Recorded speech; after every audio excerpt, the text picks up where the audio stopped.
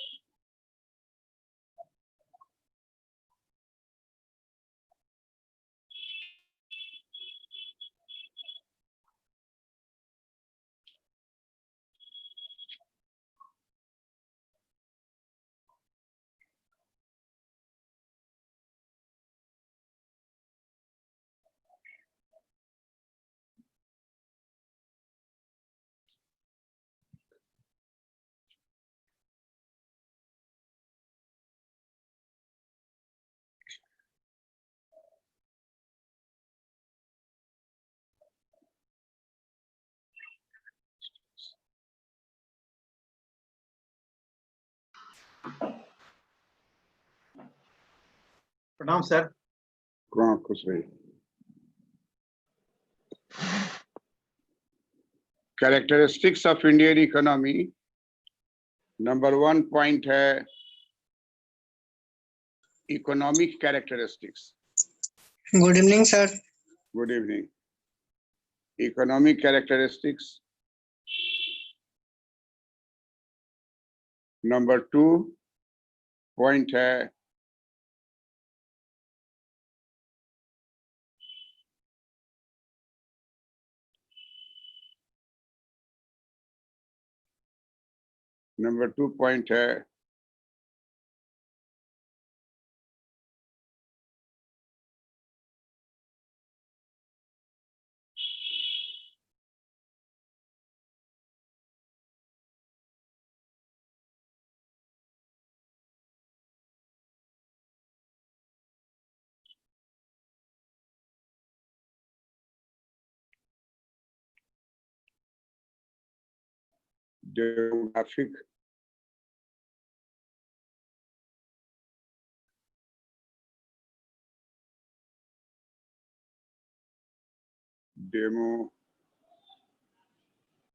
Demographic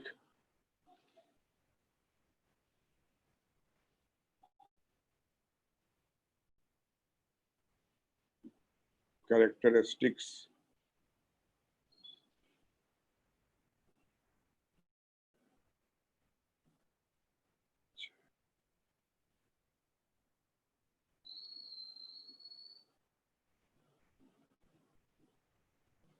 demographic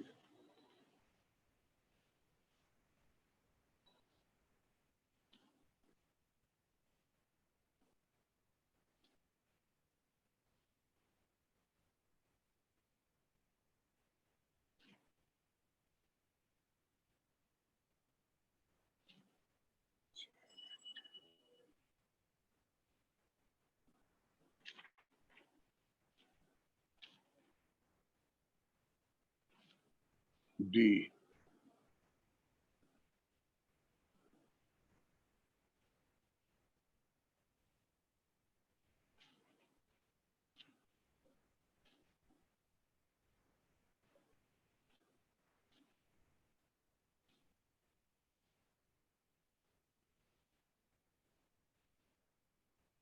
social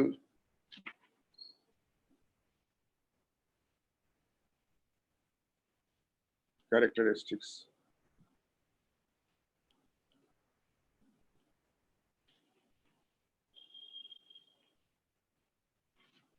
Yes.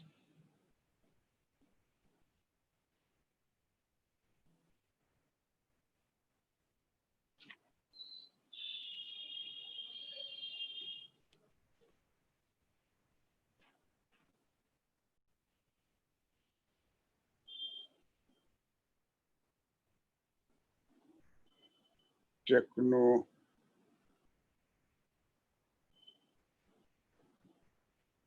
technological,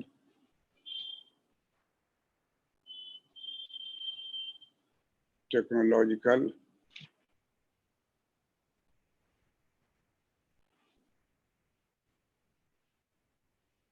technological characteristics.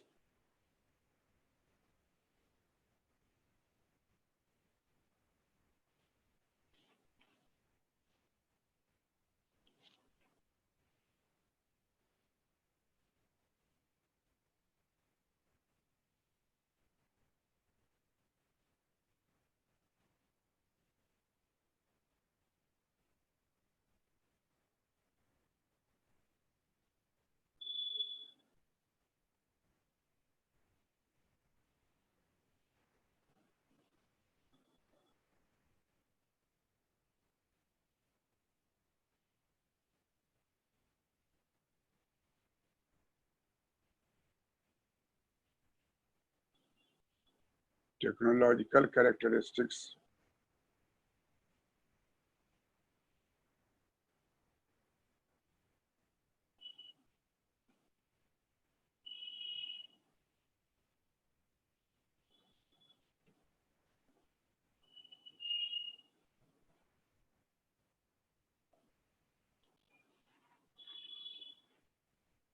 Number one,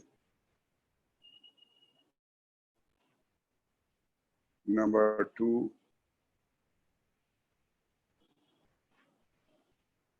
number three,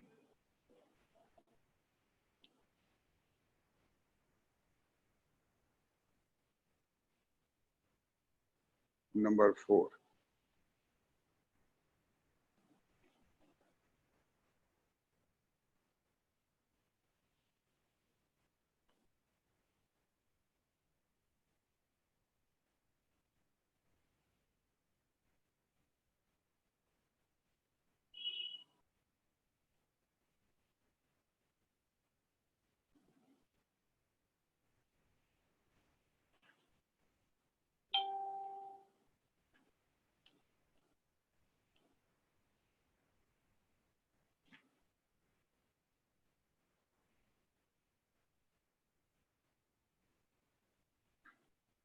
Economic,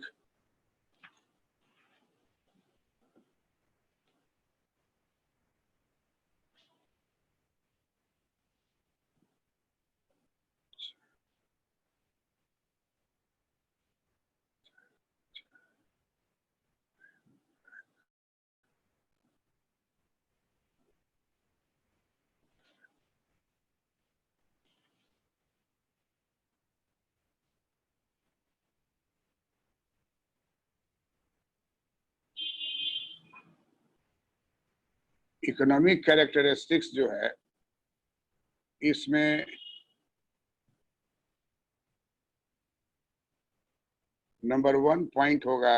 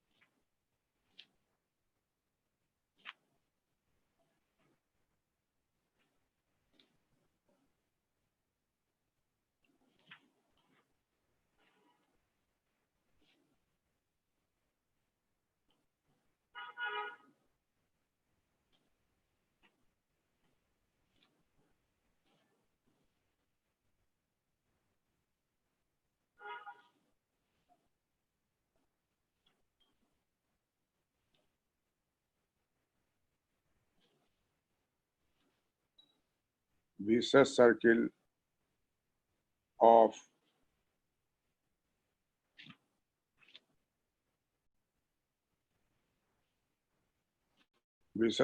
poverty.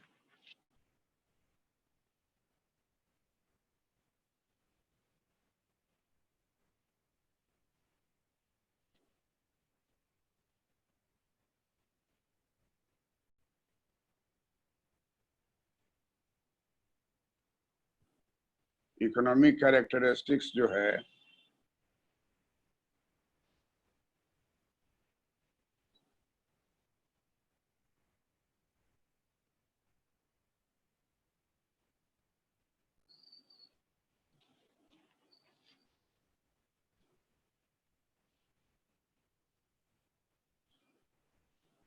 Economic characteristics में number 1 है vicious circle of poverty.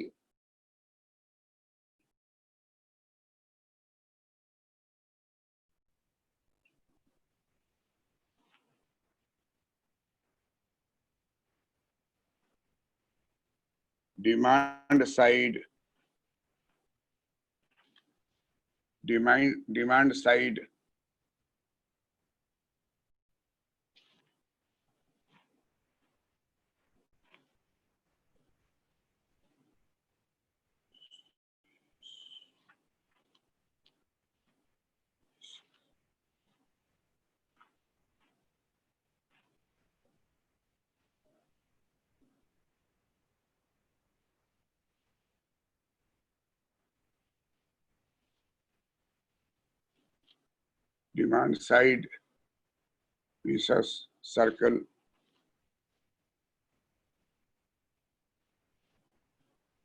of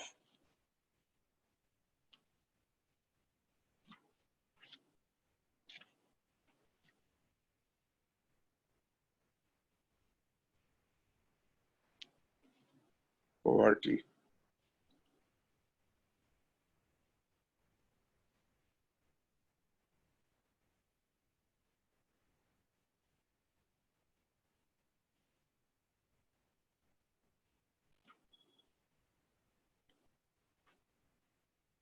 Supply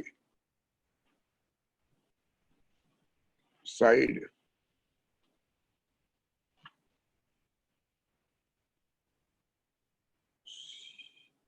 vicious circle of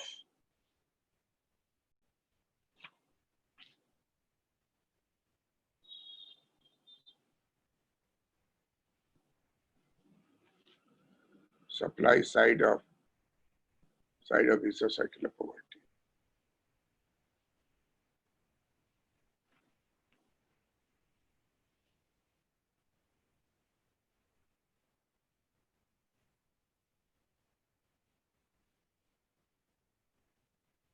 ए और B जो है demand side vicious circle of poverty, supply side vicious circle of poverty.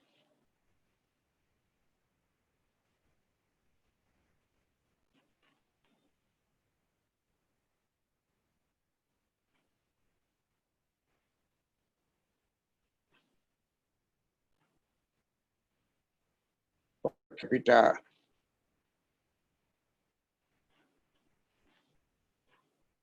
और capita income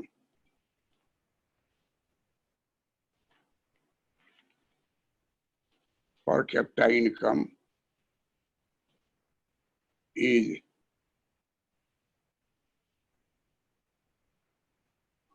indicator. Per capita income is indicator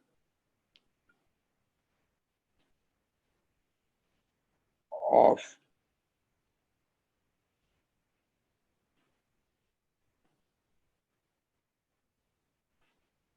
economic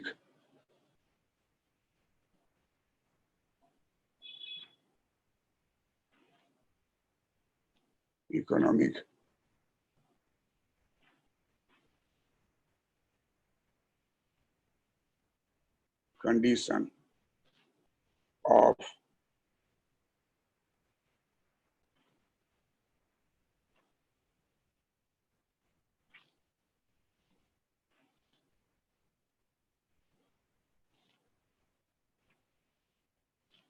per capita income is indicator of economic condition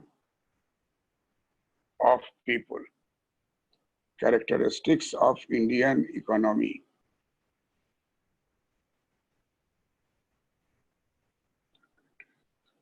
Characteristics of Indian economy को चार भाग में बांटा गया.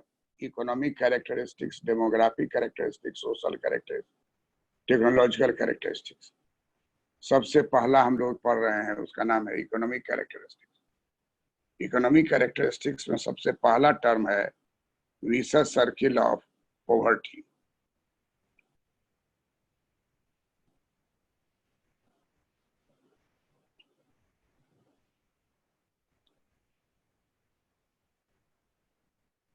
विशेष circle of poverty कहता है कि विशेष सर्किल ऑफ पॉवर्टी का चक्कर जो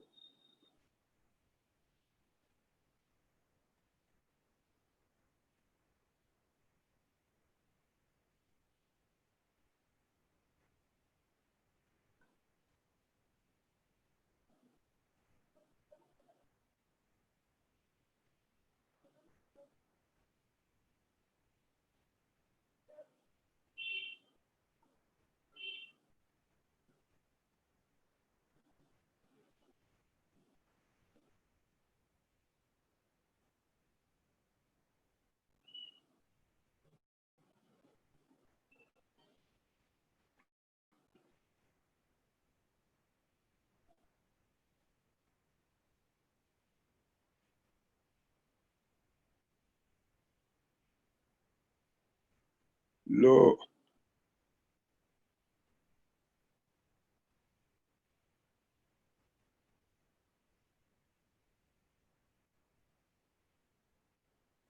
लो पर कैपिटा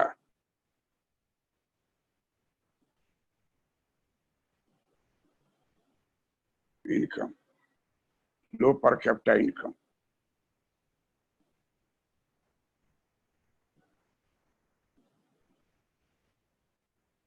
लो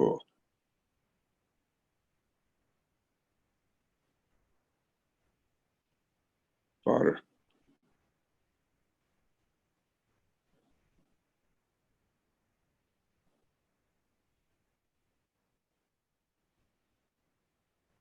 कैपिटा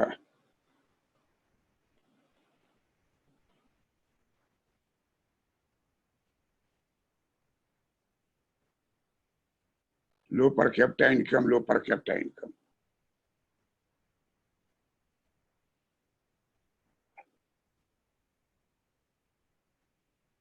यहाँ जो है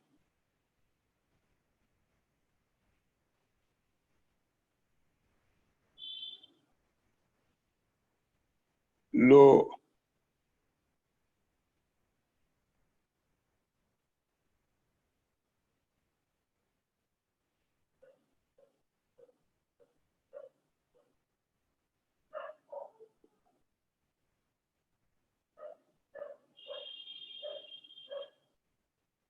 लो कंजम्पशन,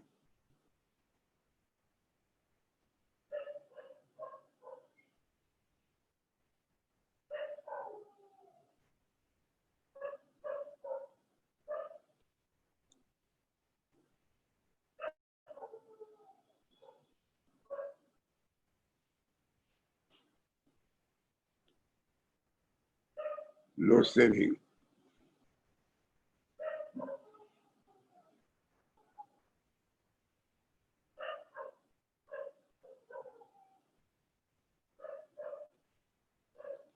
लो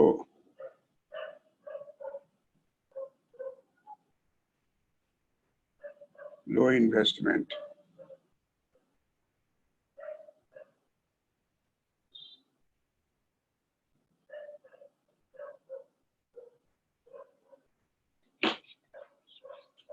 लो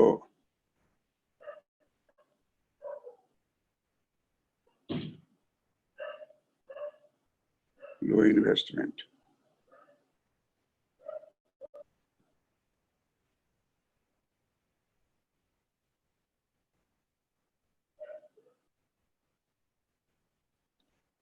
लो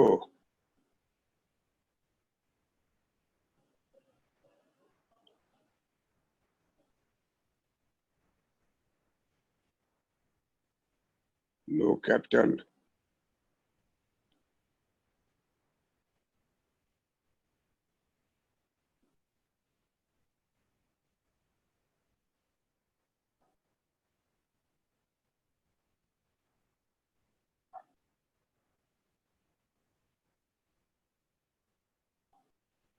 लो कैपिटल फॉर्मेशन,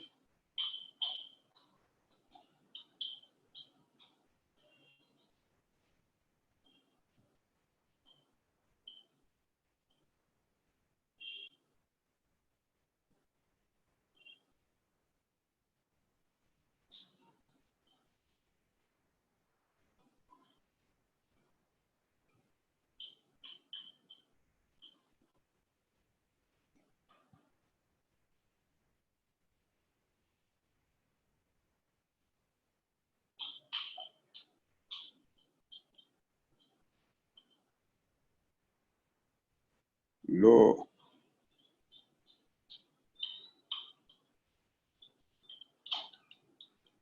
कैपिटल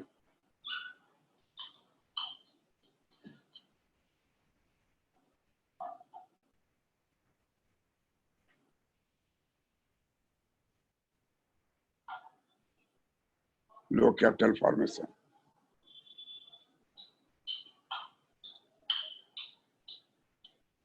इसको कहा जाएगा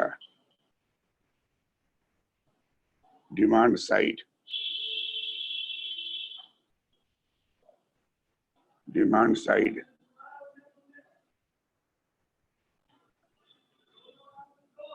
विसस demand side vicious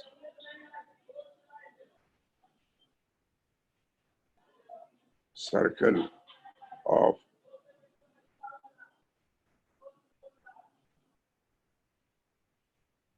demand side vicious circle of poverty.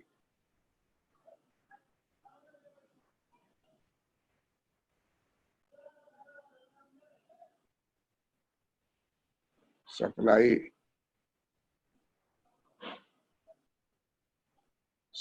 Side विसस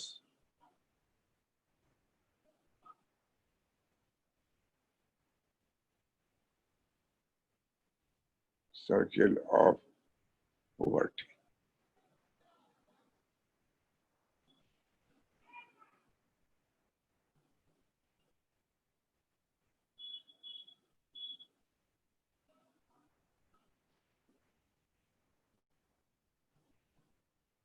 ये लो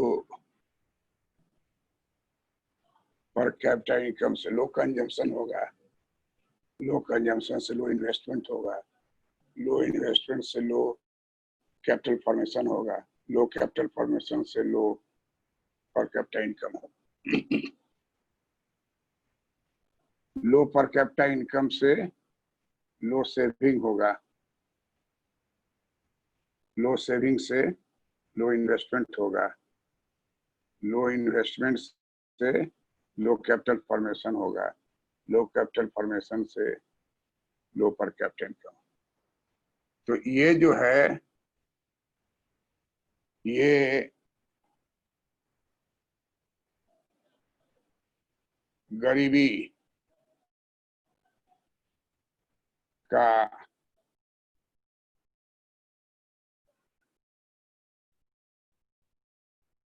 दुष्चक्र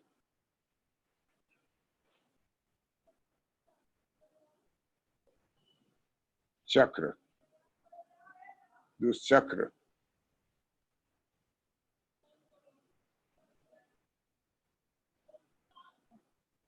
गरीबी का दुष्चक्र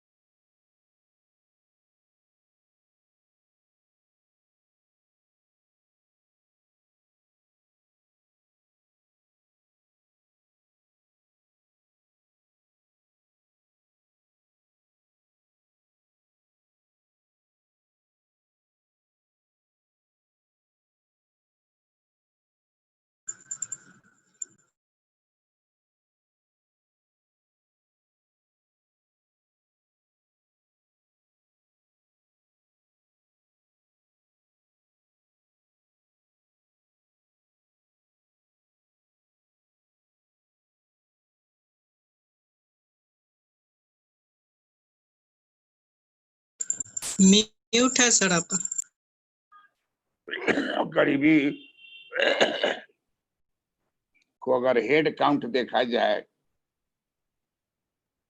तो जितना आदमी हेड काउंट से गरीब था 1947 में, उससे डबल से ज्यादा आदमी हेड काउंट में अभी गरीब हो गया। पैंडेमिक का आंकड़ा जो है इनडायरेक्ट रूप से सप्लाई कर रहा है कि 40 से 50 करोड़ आदमी जो है या तो गरीबी रेखा के नीचे है या गरीबी रेखा पर है या गरीबी रेखा से थोड़ा सा ऊपर है, और कुछ तो एकदम गरीबी रेखा के नीचे है जिसको कि अल्ट्रा पुअर करें।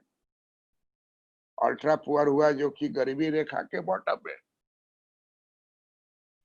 तो हमारे देश का जो पॉपुलेशन का पिरामिड है उसका बॉटम में अगर देखेंगे, इनकम डिस्ट्रीब्यूशन का पिरामिड है उसका बॉटम में देखेंगे तो बॉटम बहुत चौड़ा है, बहुत ज्यादा आदमी उसमें चला जाएगा। और इसका कारण है कि आर्थिक स्थिति जो है वो हमारा बेहतर नहीं है। विकास का हम जो भी रास्ता अपनाए हैं, संतुलित विकास विधि को भी अपनाए, असंतुलित विकास विधि को भी अपनाए, कृषि ओरिएंटेड अपनाए, इंडस्ट्री ओरिएंटेड अपनाए, मेक इन इंडिया अपनाए, जो कुछ भी अपना रहे हैं, लेकिन रिजल्ट जो है बहुत ही सुखद नहीं है। गरीबी का दुष्चक्र जो है ये तब से आज तक लगातार ऐसे चल रहा है। लो पर कैपिटा इनकम है, प्रति व्यक्ति आय कम है, इससे प्रति व्यक्ति उपभोग कम है, प्रति व्यक्ति विनियोग कम है, प्रति व्यक्ति पूंजी निर्माण जो है वो दर कम है, तो निम्न पूंजी निर्माण दर है। प्रति व्यक्ति निम्न आय के कारण उपभोग स्तर कम है, विनियोग स्तर कम है, पूंजी निर्माण स्तर कम है, और फिर फाइनली हम लोग जहां से चले थे वहीं पहुंच जाएंगे जो कहेगा कि प्रति व्यक्ति आय कम है। इसको मांग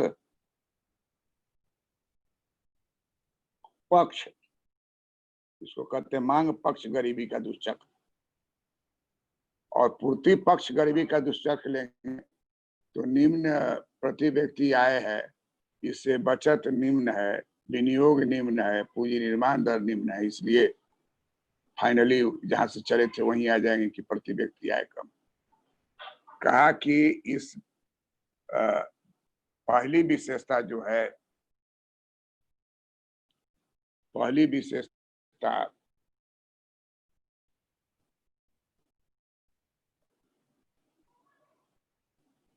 विशेष सर्किल ऑफ पॉवर्टी है, और वो डिमांड पक्ष पर है और दूसरा जो है सप्लाई पक्ष पर है।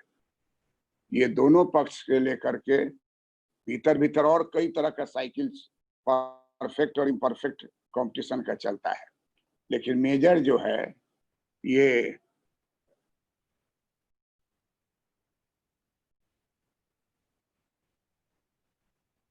नर्क्स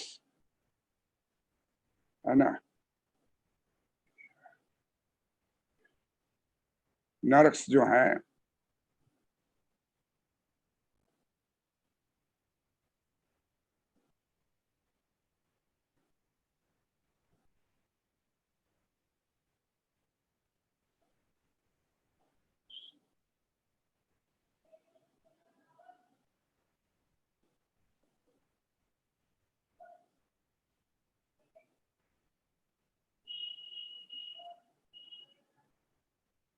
नर्क्स नाम क्या चलाती हैं, रैगनर नर्क्स।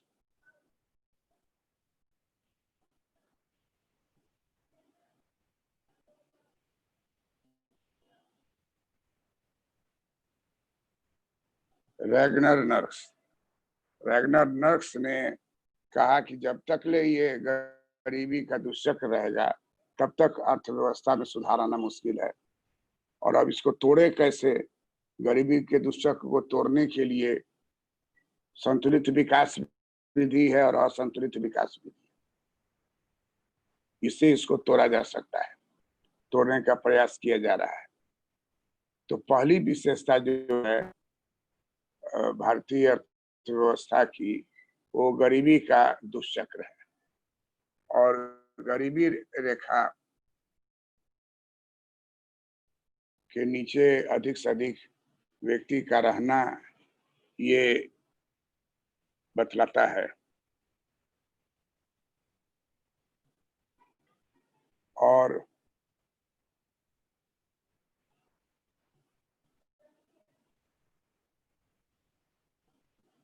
दूसरा पॉइंट जो है,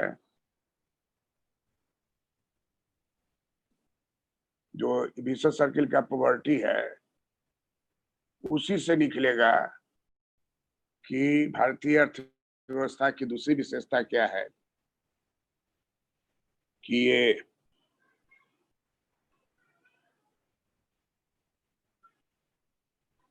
ड्यूअलिज्म है। ड्यूअलिज्म का मतलब है दो तरह की अर्थव्यवस्था है। ड्यूअलिज्म का अर्थ होता है कि एक जो है हमारे यहाँ वो है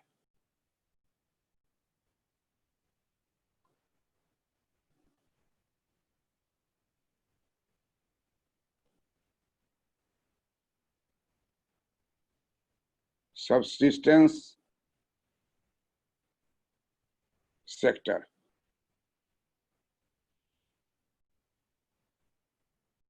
सबसिस्टेंस सेक्टर है जो एक्चुअली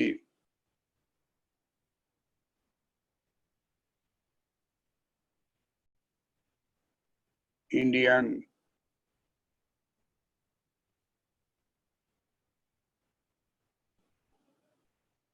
रूरल सेक्टर है। इंडियन रूरल सेक्टर है।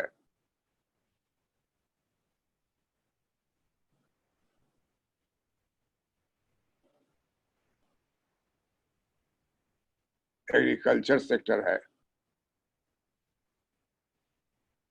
जहां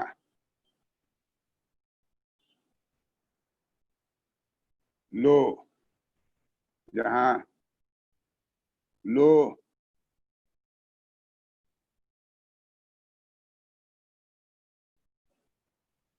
पर कैपिटा इनकम है, और दूसरी ओर जो है वो है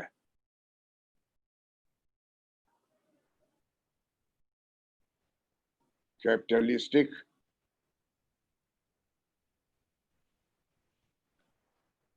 कैपिटलिस्टिक सेक्टर। कैपिटलिस्टिक सेक्टर है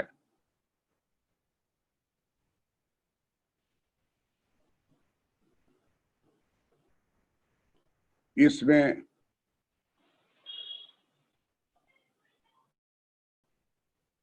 इंडिया है।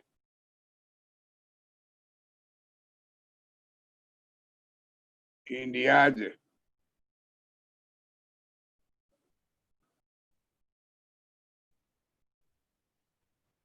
Urban sector. India's urban sector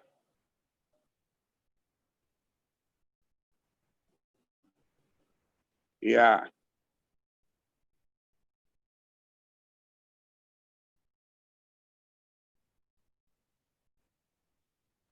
industrial sector. Capitalistic sector, India's urban sector, industrial sector. यहाँ जो है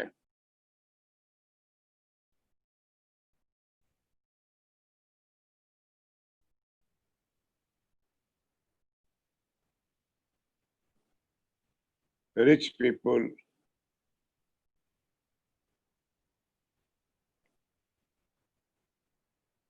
इंडस्ट्रियल सेक्टर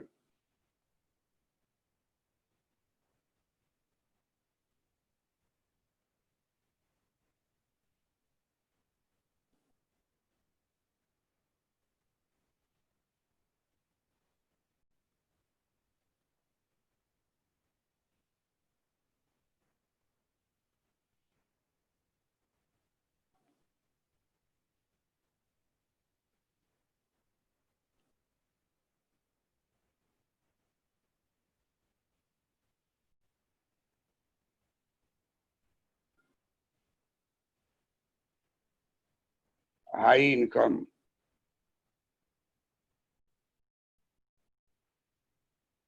और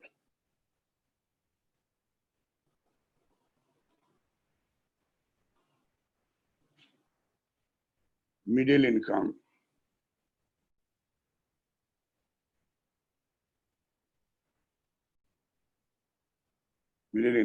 के लोग रहते हैं।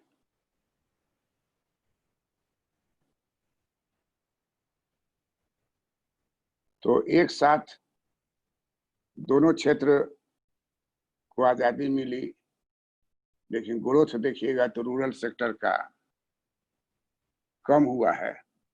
हरित क्रांति आई है, लेकिन सभी जगहों पर नहीं आई है,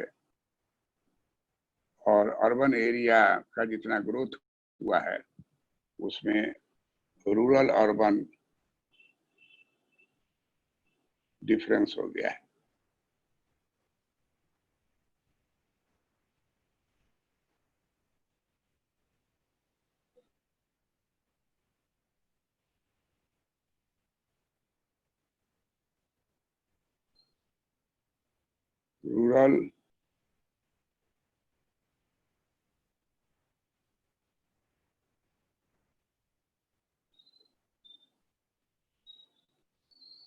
रूरल अर्बन डिवाइड,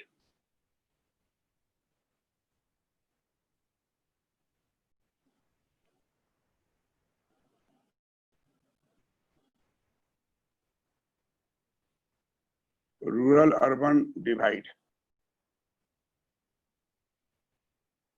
और ऐसा बहुत बड़ा कारण है कि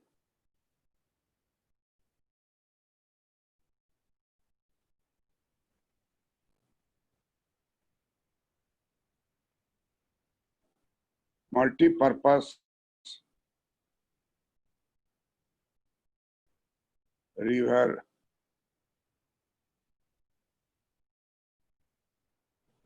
valley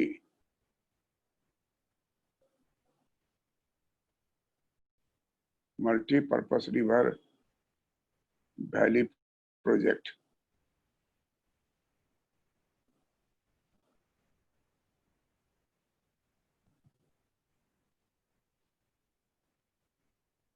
multipurpose river valley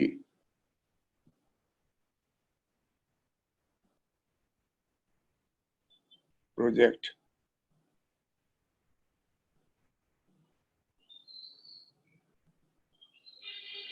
multipurpose river valley project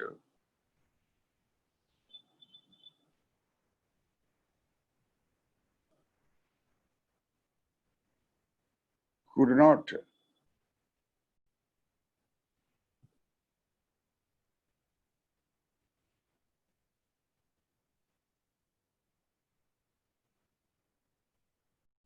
multi-purpose river valley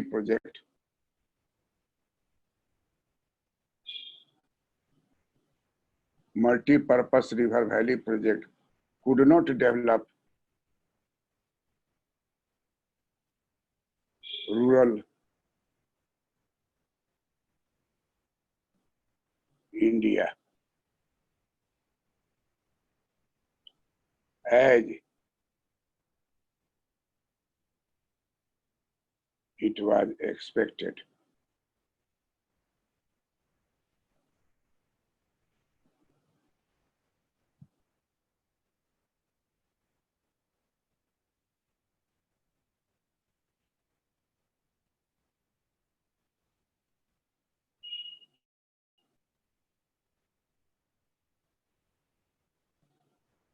Number 4,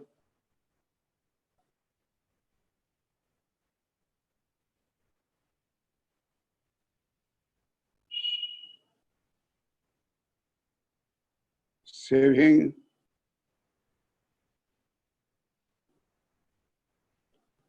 dash investment gap. Saving investment gap,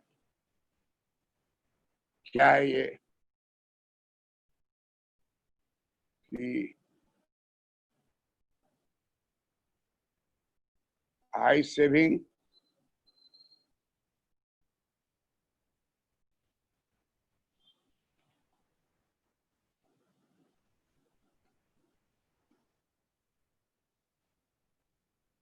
in Bihar.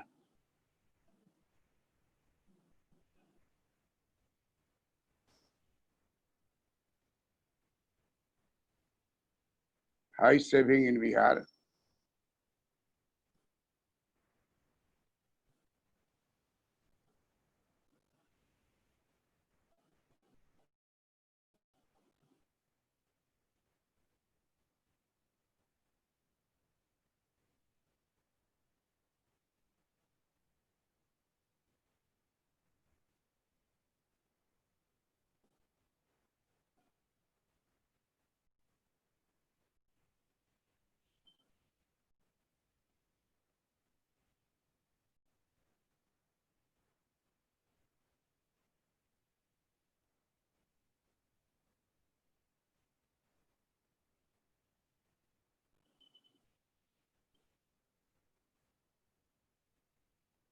Saving dash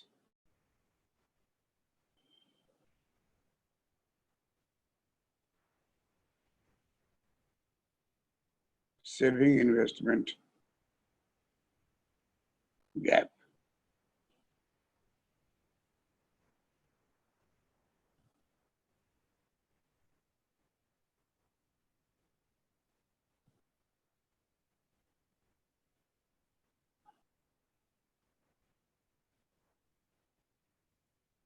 High saving in many states, but low investment. High saving in many states, but low investment.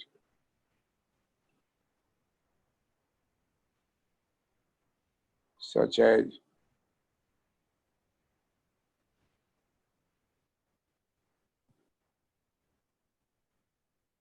Bihar.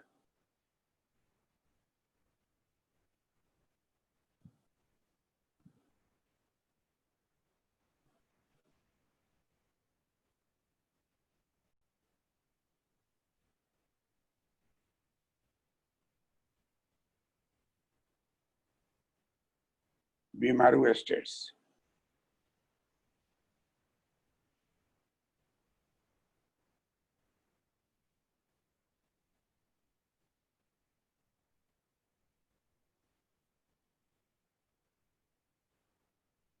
Less saving, but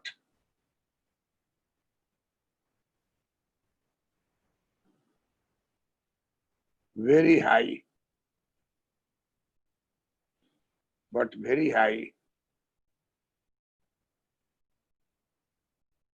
investment.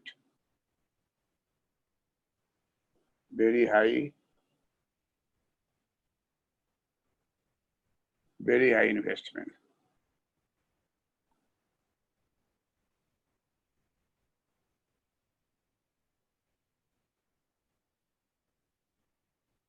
Such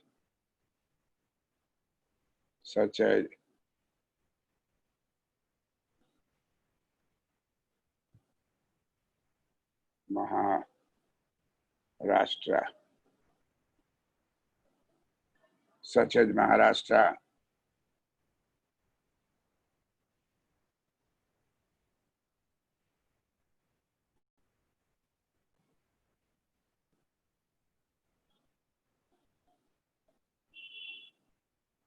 Tamil Nadu,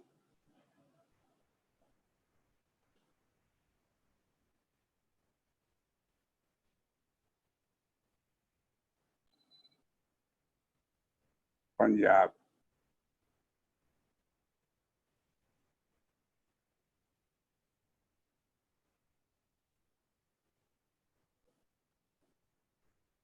due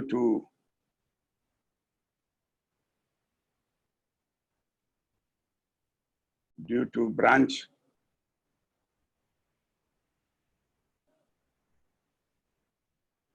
banking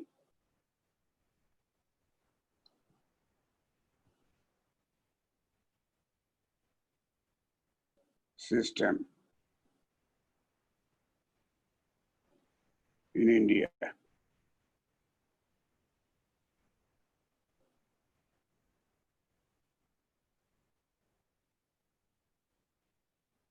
branch banking में है कि deposit जो है आपका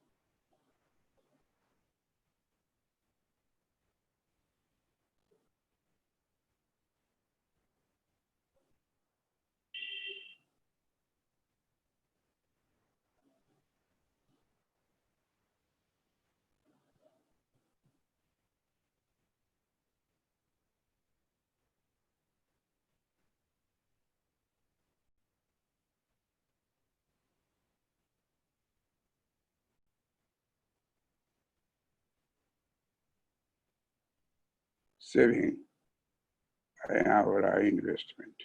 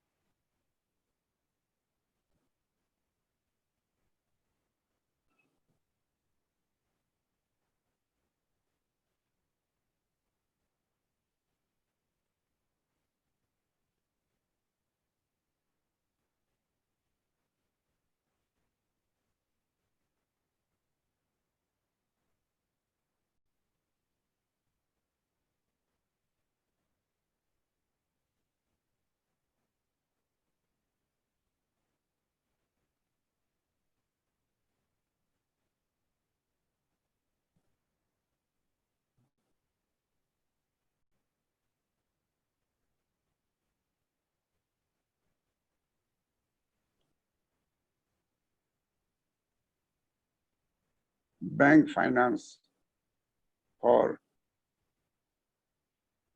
investment.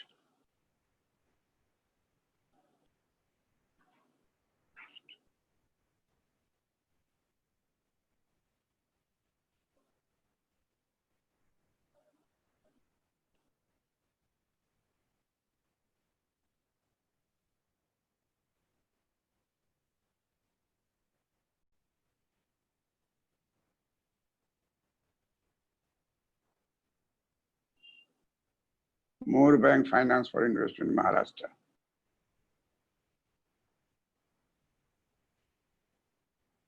Low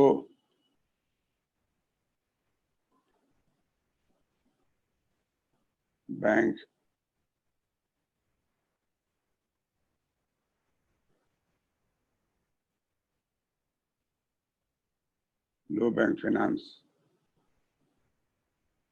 in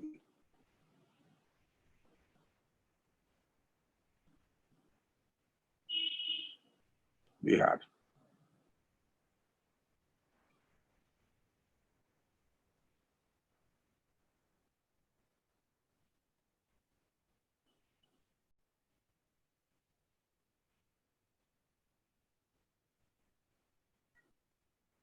This has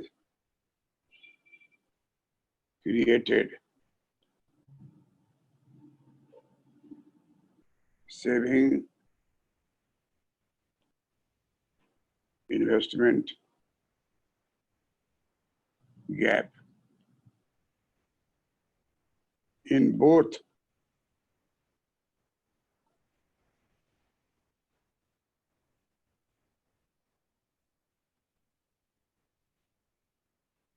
this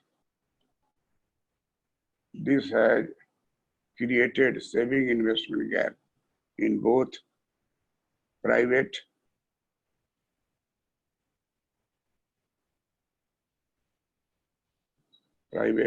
and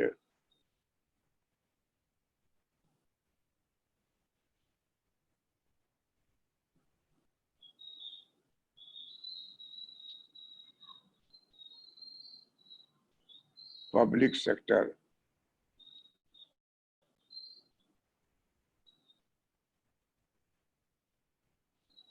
Both private and public sector investment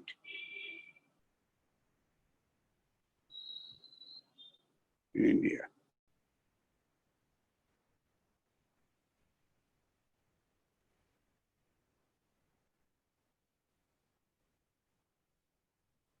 Credit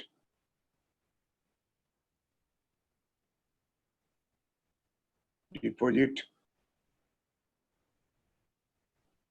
ratio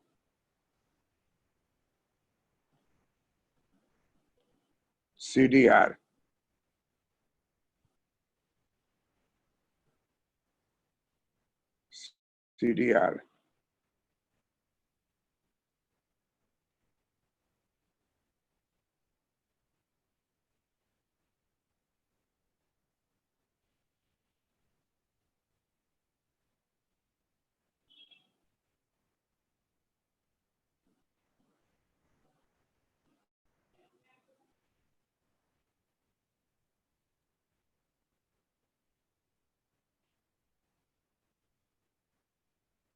credit deposit CDR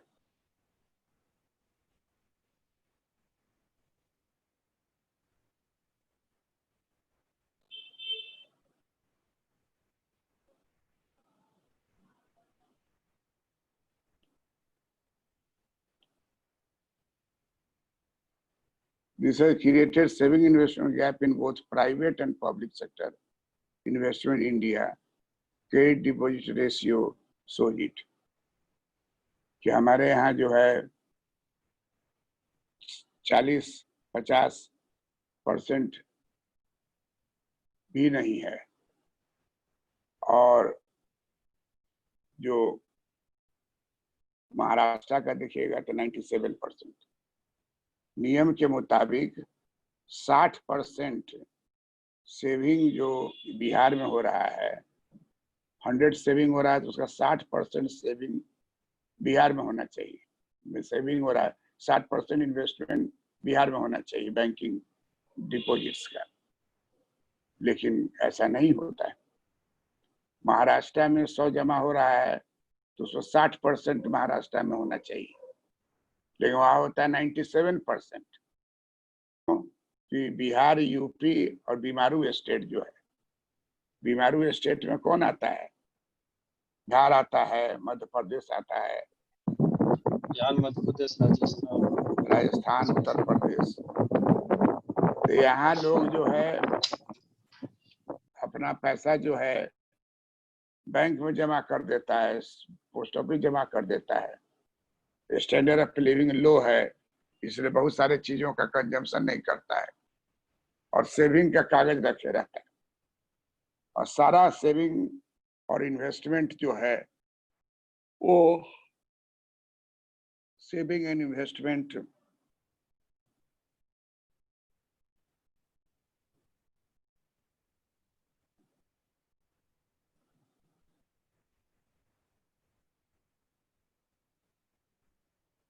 saving investment अगर देखिएगा तो बीमारू state का पैसा पूरा साइफन हो जाता है ब्रांच बैंकिंग के, क्योंकि सब बैंक का हेड ऑफिस जो है वो मुंबई में है, तमिलनाडु में है, या कोलकाता में है, या दिल्ली में है। इस तरीके से एक जगह पूल उसका पैसे का डिपॉजिट का रहता है और वहीं से more bank finance for investment in Maharashtra एक सिंबल है। 7 स्टेट इसमें आ जाएगा जो कि हरित क्रांति का पूरा लाभ उठाया है। और चाहे पंजाब हो, तमिलनाडु हो, कर्नाटका हो, गुजरात हो, सब जगह जो है इन्वेस्टमेंट बहुत ज्यादा है सेविंग के तुलना में। अब बिहार में सेविंग ही ज्यादा है इन्वेस्टमेंट की तुलना में।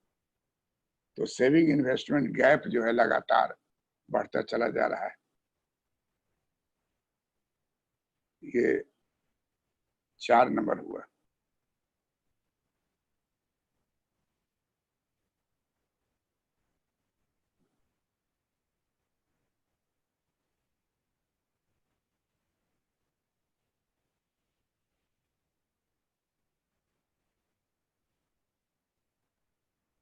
पांच नंबर में हम लोग पाते हैं कि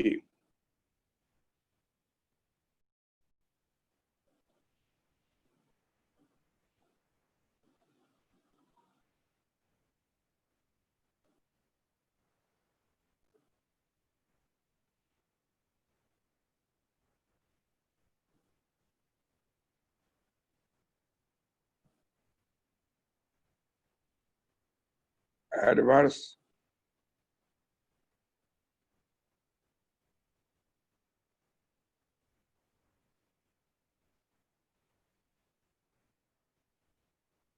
balance of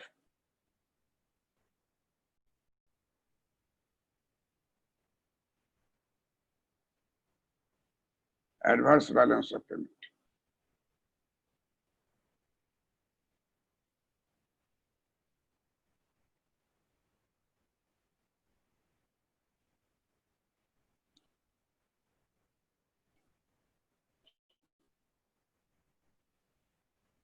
Between 1947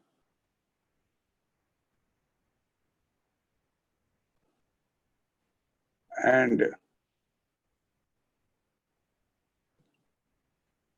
2020,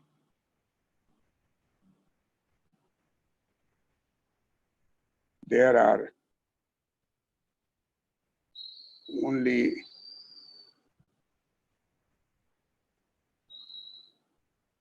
3 years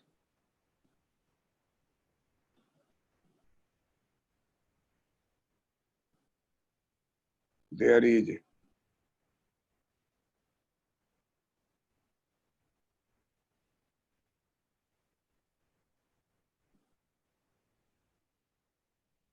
favorable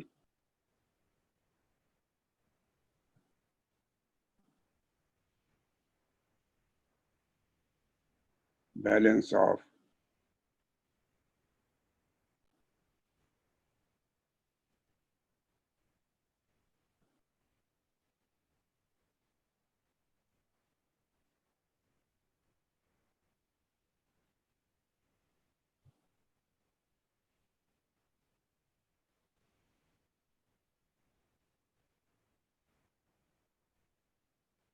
India में देखिएगा आंकड़ा 47 से 2010 2020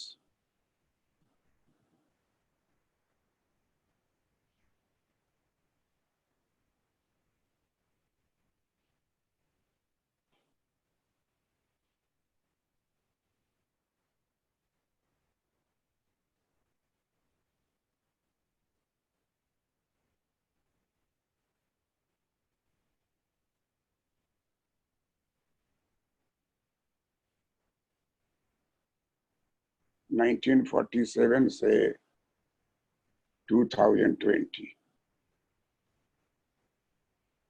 इस पूरे अवधि में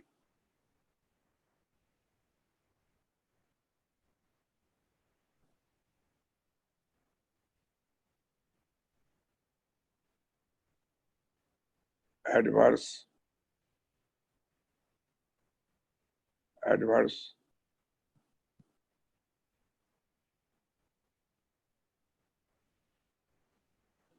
balance of payment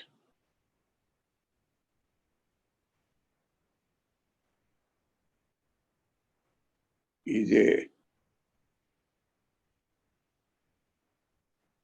constant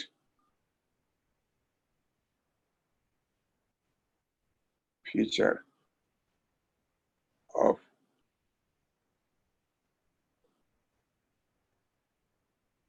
India. But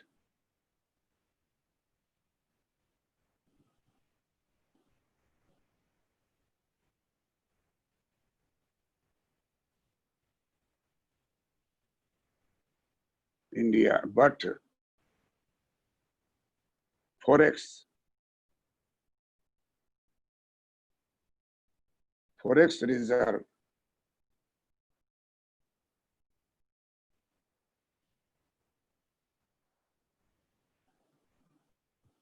has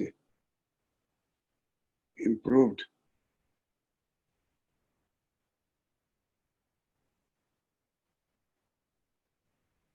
in India after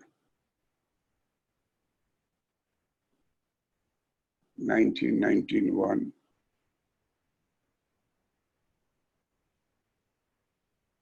economic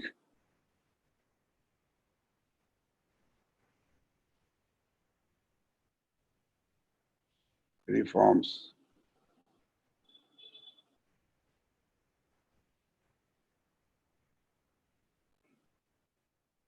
liberalization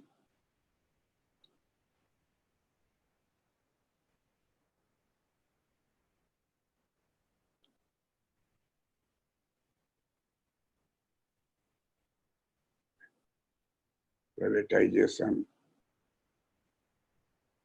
and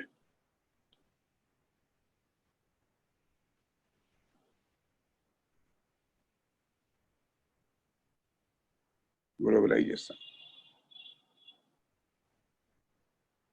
Adverse balance of payment is a constant feature of India,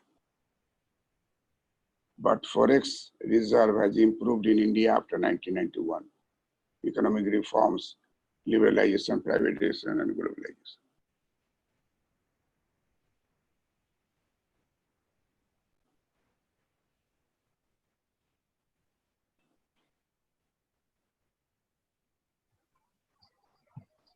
sir ये 3 साल कब कब हैं जब balance of payment favourable? Google से पूछ के देखो, रिसेंट का भी है एक आध साल, और इमरजेंसी लगा था ना, तो उसी के पास वाला ईयर में है, और बाई फ्लूक है, माने ट्रेंड है लीजिएगा तो पॉजिटिव ट्रेंड, निगेटिव है एडवर्सिटी, लेकिन थोड़ा सा पैसा से भी अगर ऊपर उठ जाता है तो पॉजिटिव ही मानेंगे। तो ये बैलेंस ऑफ पेमेंट का गूगल में आंकड़ा देखिएगा, उसमें निगेटिव खोजिएगा कि कहाँ निगेटिव, बैलेंस ऑफ ट्रेड कब निगेटिव हुआ और कब पॉजिटिव, देखिए निगेटिव सब है, पॉजिटिव धड़ाक से आपको 1982 में या 85 में इस तरह से आपको मिल जाएगा। अभी हाल वाला जो आंकड़ा है उसमें पॉजिटिव आया है कि निगेटिव आया है? पॉजिटिव है सर। पॉजिटिव तो पॉजिटिव है सर, पेट्रोलियम कहाँ आ रहा है? इसलिए पहले दो था, अभी आपको 3 बोले हैं, और इसे आप चेक कर लीजिएगा इसको। सबसे बड़ा कारण पहले था फूड ग्रेन, अब था पेट्रोलियम। अब गाड़ी लॉकडाउन है तो इससे बहुत बड़ा राहत है इनडायरेक्ट रूप से। फॉरेक्स रिजर्व बहुत बढ़ गया है कि नहीं? जी सर, तो भुगतान नहीं 500 कर, प्लस। तो देखिए क्या होता है पूर्ण मिला के। तो इसलिए 510 है, कितना है? जी सर उसी के आसपास है, एग्जैक्ट तो नहीं पता, देखना हो। 504 है सर। 504।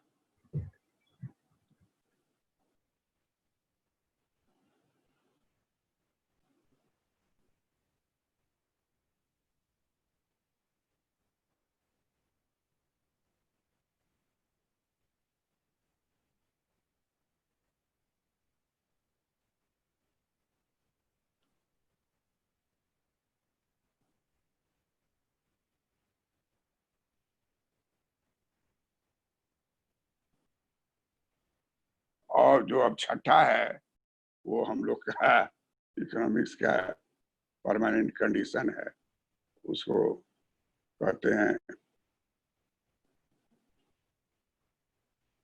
ओपन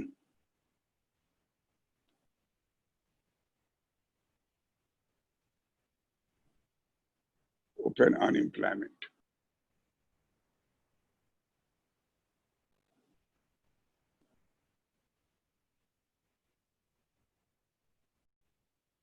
कोवर्ट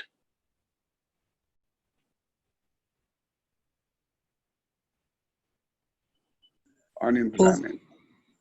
ओपन क्यों सर? ओपन अनएम्प्लॉयमेंट के खुला हुआ कर रहा है, बेरोजगार है तो ओपन अनएम्प्लॉयमेंट हुआ। और कोवर्ट हुआ छिपा हुआ है। कोवर्ट का दूसरा नाम होता है डिस्गाइज्ड। तो ओवर्ट और कोवर्ट दो टर्म है। तो जो आप खुले रूप में कहते हैं कि हम अप्लाई किए हैं बैंक के क्लर्क में, रेलवे के पोस्ट में, जो ओपनली आप अनएम्प्लॉयड है। Those who apply for any job, तो ओपन अनएम्प्लॉयमेंट है। आपको गांव वाला जो है वो 5 भाई वाला उदाहरण है, कभी नहीं कहेगा बेरोजगार। तो दोनों चीज से ग्रसित है, ओपन अनएम्प्लॉयमेंट और कोवर्ट अनएम्प्लॉयमेंट, जिसको कहते हैं डिस्गाइज्ड एम्प्लॉयमेंट। ओपन अनएम्प्लॉयमेंट जो है उसी तरीके का टर्म है। टर्म के लिए दे दिए हैं ताकि आपको कहीं पूछ दे तो घबराइए नहीं। ओवर्ट अनएम्प्लॉयमेंट, ये जो 30 लाख आदमी, लॉकडाउन में कितना आदमी लौटा है, क्या आंकड़ा है? 30 लाख ही तो है बिहार में। बिहार में 30 लाख कितना हजार, 55,000 कितना है 30 लाख। तो ये 30 लाख जो आदमी है वो ओवर्ट अनएम्प्लॉयमेंट हो गया कि वहां काम करता था, अब यहाँ पर आ गया है, बेरोजगार बैठा हुआ है। ये सब का मेजरमेंट हमारे यहाँ कोई आंकड़ा नहीं है, क्योंकि सोशल सिक्योरिटी देना नहीं है। सोशल सिक्योरिटी देना नहीं है तो काय के लिए पूछने जाए। तो सर जो अनएम्प्लॉयमेंट रेट का तो फिर कैसे ये कैलकुलेशन? अनएम्प्लॉयमेंट रेट का कैलकुलेशन होता है कि जगह जगह पर सैंपल सर्वे करता है और वहां पर डेली रेट निकालता है, वीकली रेट निकालता है, फोर्टनाइटली रेट निकालता है। इसी तरह से निकाल देगा कि कितना हुआ। अब सोचिए कि 3% कांग्रेस के समय था, आई जब ये हुआ नोटबंदी तो 6.5% कहता है कि बढ़ के हो गया। अब सच्चाई जो है वो तब होगा जब कोई माप हो एग्जैक्ट। तो ये सब कैलकुलेशन है और अनएम्प्लॉयमेंट का बड़ा ही मुश्किल है। तो आदमी बेरोजगार है कहेगा बेरोजगार नहीं है। जितना भी अनमैरिड लड़का है जो दिल्ली में रह रहा है, उसकी शादी होती है तो कोई नहीं बोलता कि बेरोजगार है, बोलता है वह मल्टीनेशनल कंपनी में है। क्या है? तो मैनेजर है वहां। आप जाइएगा मिलने के लिए तो उस कंपनी में वो मैनेजर के रूप में आपको दिखाई भी देगा, वैसे ही ग्रीन रंग का कुर्ता, काला पैंट, शर्ट, ड्रेस उसका जो है पहन के बाहर में आपसे मिलेगा उसी गेट पर। बड़का गेट है, मारुति मान लीजिए। तो आप दिल्ली में उतरे तक आ जाइए हरियाणा, वो हरियाणा में उसका कंपनी है, विशाल कंपनी है। बाहर में आपको फर्स्ट क्लास का खाना पीना, कार मोटर सब रखा है। बहुत इस तरह का चलता है। पहले हजाम जाता था, पता लगाता था, पंडित पता लगाता था। अब जो है वो सब सिस्टम खत्म हो गया है। अब यही सब तरीका है और अच्छे अच्छे लोग इसमें ठगा जाते हैं। तो इसलिए कहता है कि कोई आंकड़ा नहीं का आंकड़ा रखना पड़ता। तो क्यों रखना पड़ता है? तो अगर बेरोजगार हो गए तो सोशल भत्ता देता है, तो अमेरिका में उसको बोला जाता है एम्प्लॉयमेंट अलाउंस, कि आप नौकरी में थे, अभी आप हट गए हैं तो सरकार आपको देगी, जितना वहां मिल रहा था उतने देगी, या उससे थोड़ा ज्यादा भी दे सकती है। तो एम्प्लॉयमेंट अलाउंस तो सोशल सिक्योरिटी 100%। हमारे यहाँ सोशल सिक्योरिटी नाम का है, कोई बूढ़ा है उसको ओल्ड एज पेंशन मिल रहा है 500 रुपया महीना, और 500 रुपया सरकार के ऑफिस से लेने में 3-4 बार जाएगा तो वैसे ही खत्म हो जाएगा पैसा। अब हो रहा है कि अकाउंट में चला गया, तो 400 500 यही सब रेट है। 1000 बहुत हुआ, 1000 इस बार 1000 रुपया भेजा गया लॉकडाउन में। बिहार में है 1000 रुपये। हाँ, और जगह भी भेजा है, सब जगह भेजा है, और वो रुपया समझिए बटा गया। आदमी का संख्या ज्यादा ना है, 1000 भी दीजिएगा तो गुना कीजिएगा तो इतना जीरो होगा कि आपको शकुंतला देवी को बोलाना पड़ेगा। गिनते रहे। ना शकुंतला देवी बता देगी। शकुंतला देवी। हाँ, वो तो कंप्यूटर से तेज जोड़ती थी। जी सर। तो हम लोग यहाँ सब चीज है, भारत में यही चीज है कि हर चीज है आपको। तो कहता है कि ओपन अनएम्प्लॉयमेंट, सोचिए मंदिर में जाइए, लिखा रहता है जेब कतरों से सावधान। बड़े से बड़े मंदिर में, हम साईं बाबा में गए हुए थे तो वहां लिखे हुआ था कि औरत पॉकेट मार से सावधान। मतलब औरतें पॉकेट मार लेगी आपको, जी सब सर। इतना धक्का धुक्की करके बैठता है। अभी क्या है नहीं, लेकिन हम जब तक गए हैं तो लाइन हमेशा में रहता है। हाँ। लगे रहिए, और वो खाना पीना चल रहा है उसमें, धक्का धक्का धक्का करते करते तब वही हाल है आपको तिरुमाला पर्वत वाला पर जो है तिरुपति महाराज, वही देखने पर लगता है कि अब जो मंदिर बनने जा रहा है वहां ठीक कह रहा है कि 5 करोड़ अराइवल होगा। जो अराइवल तिरुपति में देख लिए हुए, हाथ में पहले वो घंटी पहना देता था, घड़ी, और उसी पर नंबर उम्र आता था। अब तो सिस्टम ऐसा कर दिया है, दूर से लाइन बनाए हुआ है, जाइए। आस्था का विषय है, हर कंट्री में अपना अपना आस्था है। तो कहता है कि ओपन अनएम्प्लॉयमेंट या ओवर्ट अनएम्प्लॉयमेंट का मतलब हुआ you apply and get reply for examination, for interview, finally you are selected, वो अलग बात है। लेकिन ओपन अनएम्प्लॉयमेंट का मतलब हो गया वहां आप willing to get job, you are job seekers. तो ओपन अनएम्प्लॉयमेंट जो एक्चुअली है वो आपको बताता है कि वो आदमी जो है वो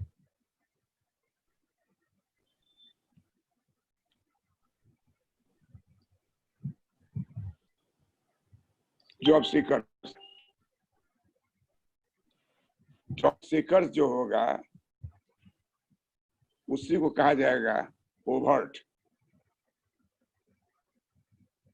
टर्म इसलिए बता दिए कि इंटरव्यू पूछ दिया था ओवर्ट, तो उस समय आप मने मने हमको और ज्यादा दिन जिंदा रही। ओवर्ट ये मेरे बेटा को पढ़ाइए। जॉब सीकर्स, तो वो ओवर्ट अनएम्प्लॉयमेंट, ये टर्म बहुत लोग सुना भी नहीं होगा, ओवर्ट एंड कोवर्ट। तो जॉब सीकर्स हो गया ओवर्ट अनएम्प्लॉयमेंट। दूसरा हम लोग के यहाँ जो है जरा कॉमन है वो डिसगाइज्ड अनएम्प्लॉयमेंट। डिसगाइज अनएम्प्लॉयमेंट जो है उसको हम लोग बोलेंगे कोवर्ट।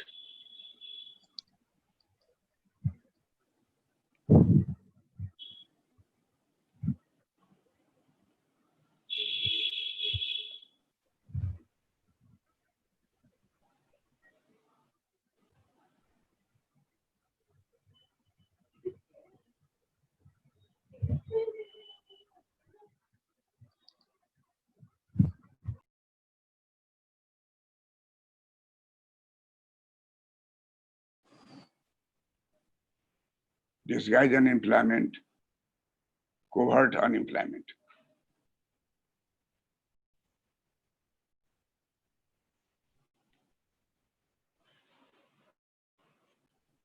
अब कितना परसेंट है डिस्गाइज अनएम्प्लॉयमेंट, कितना परसेंट लिखे हुए हैं?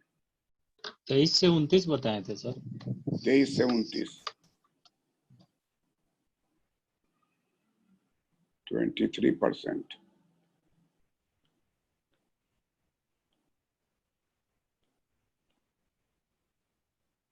कार्यबल का ना सर, है वर्कफोर्स का।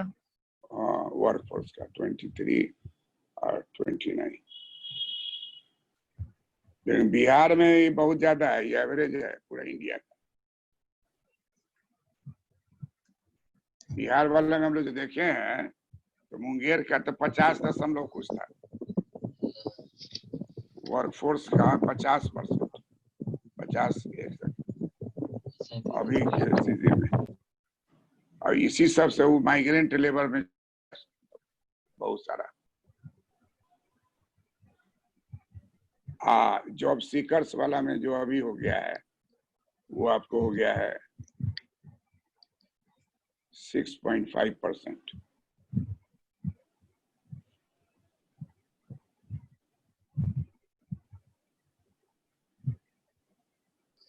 इन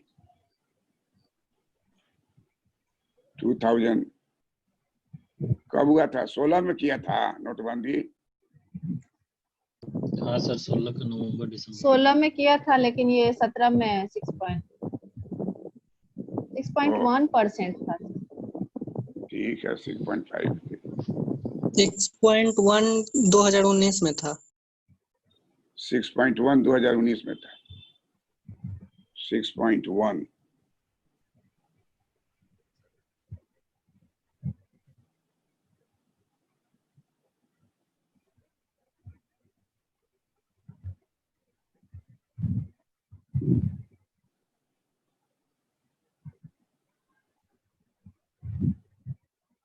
2019 में कितना था? 6.1 था सर, नेसो का था, एनएसएसओ का।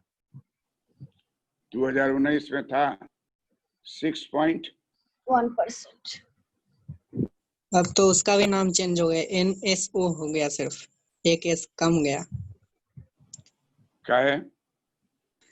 पहले था नेशनल सैंपल सर्वे ऑफिस, अब हो गया नेशनल सैंपल ऑफिस, सर्वे ऑफिस। सॉरी, सब चीज में खाली नाम ही बदल रहा है, काम national survey office. Yes sir. Sample award हटा दिया है? Yes sir. कब हटा है? पिछले साल। पिछले साल सर।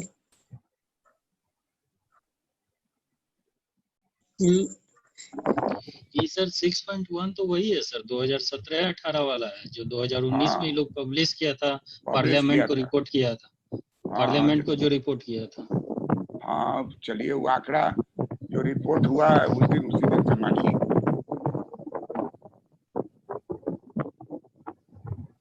तो कांग्रेस के समय में था 3.5, तो वही शो कर रहा है कि नहीं। देखे पीछे बहुत हल्ला हो रहा था कि बहुत बेरोजगारी हो गई, बहुत बेरोजगारी हो गई। जी सर, पिछले ही साल। तुरंत पैंडेमिक आया कि देख बेरोजगारी का कमाल। जो रोजगार भी था वो क्या हो गया? बेरोजगार। बेरोजगार हो गया। 2 लाख आदमी को नौकरी से निकाल दिया है विकसित देश में, और इंडिया में भी बहुत जगह निकाला है, बहुत जगह। सैलरी कट हो गया, जिसको कहते हैं वेज कट। सब चीज का पुराना चीज जिसको आप रिजेक्ट कर रहे थे वो सब आपको जो है अब सामने नजर आ रहा है।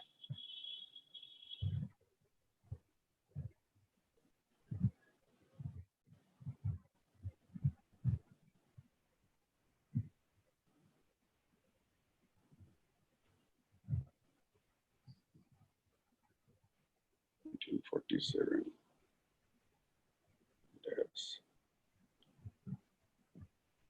2020।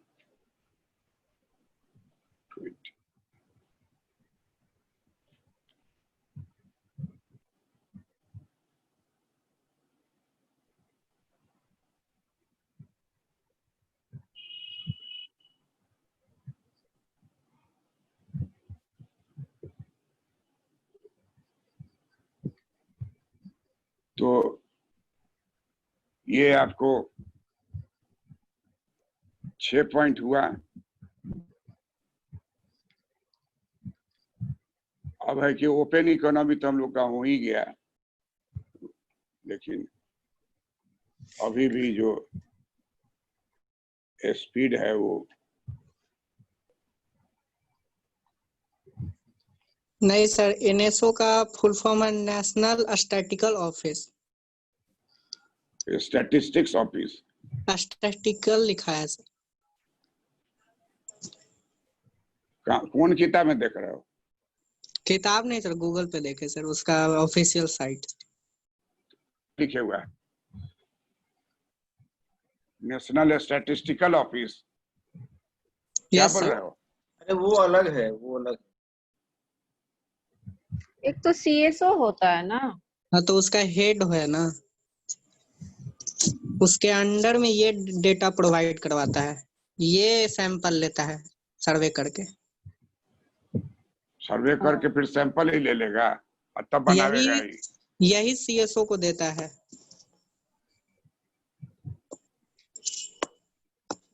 अच्छा, तो ये डिस्गाइज अनएम्प्लॉयमेंट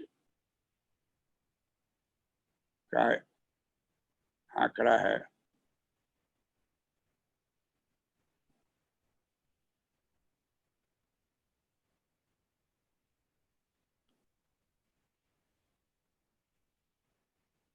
और 7वां जो है वो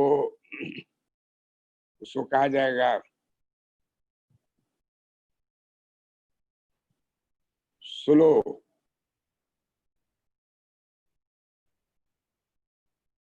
रेट ऑफ इकोनॉमिक रिफॉर्म।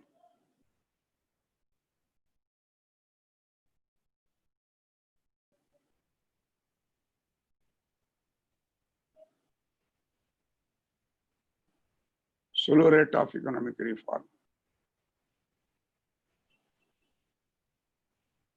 ज्यादातर स्लो रेट है इसका प्राइवेटाइजेशन का। Slow rate of